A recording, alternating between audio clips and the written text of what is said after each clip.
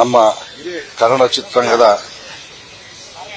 ಹಿರಿಯ ನಟರು, ನಿರ್ಮಾಪಕರು, ನಿರ್ದೇಶಕರು ಅವರ ಅಗಲಿಕೆಯಿಂದ ನಮ್ಮ ಕನ್ನಡ ಚಿತ್ರರಂಗಕ್ಕೆ ಮತ್ತು ಇಡೀ ಕರ್ನಾಟಕಕ್ಕೆ ನೋವುಂಟು ಮಾಡಿದೆ.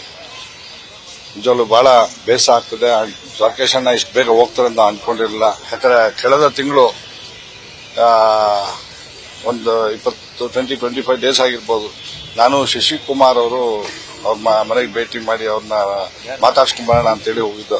ಬಹಳ ಖುಷಿಯಿಂದ, ಬಹಳ ಲವಲವಿಕೆಯಿಂದ ನಂತರ ಶಶಿಕುಮಾರ್ ಹತ್ರ ಸುಮಾರು 1-2 ಗಂಟೆಗಳ ಕಾಲ ನಾವು ಇಂಡಸ್ಟ್ರಿ ಬಗ್ಗೆ, ಹಿಂದೆ ಕನ್ನಡ ಚಿತ್ರರಂಗದ ಬಗ್ಗೆ ಹೇಗಿತ್ತು, ಹೇಗೆ ನಿರ್ಮಾಣ ಆಗ್ತಾ ಇತ್ತು, ಹೇಗೆ ಪ್ರದರ್ಶನ ಆಗ್ತಾ ಇತ್ತು ಅನ್ನೋದು ಚರ್ಚೆ ಹಿಂದೆ ಹೇಗೆ ನಡೀತಾ ಪ್ರತಿಯೊಂದು, ಮತ್ತೆ ಇವತ್ತಿನ ಕಾಲಘಟ್ಟದಲ್ಲಿ ಏನ್ ಸಿನಿಮಾ ಹೇಗೆ ನಡೀತಾ ಇದೆ ಅನ್ನೋದು ಕೂಡ ಪ್ರತಿಯೊಂದು ಪರಸ್ಪರ ಒಬ್ರಿಗೊಬ್ರು ಎಲ್ಲರೂ ಹಂಚ್ಕೊಂಡು, ನಿಜವಾಗ್ಲೂ ಅವರು ಕನ್ನಡ ಚಿತ್ರರಂಗದ ಬಗ್ಗೆ ಎಷ್ಟು ಒಂದು ಕಾಳಜಿ, ಒಂದು ಪ್ರೀತಿ, ಪ್ರೇಮ, ವಿಶ್ವ, ಎಷ್ಟು ಸಂಬಂಧ ಎಷ್ಟು ಚೆನ್ನಾಗಿತ್ತು ಅಂದ್ರೆ ಅಷ್ಟು ಚೆನ್ನಾಗಿತ್ತು ರಾಕೇಶ್ ಅಣ್ಣ ಅವರು.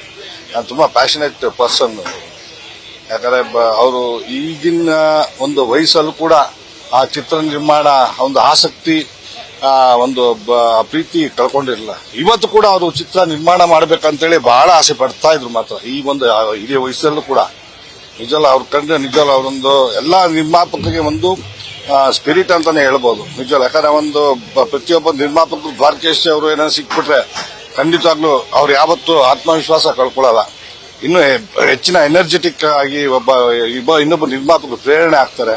ಅಂತ ಒಂದು ವ್ಯಕ್ತಿನ ನಾವು ಇವತ್ತು ಕಳ್ಕೊಂಡಿದ್ದು ಇಡೀ ಇಂಡಸ್ಟ್ರಿಗೆ, ಇಡೀ ಕರ್ನಾಟಕಕ್ಕೆ ಒಂದು ನೋವಿನ ಸಂಗತಿ.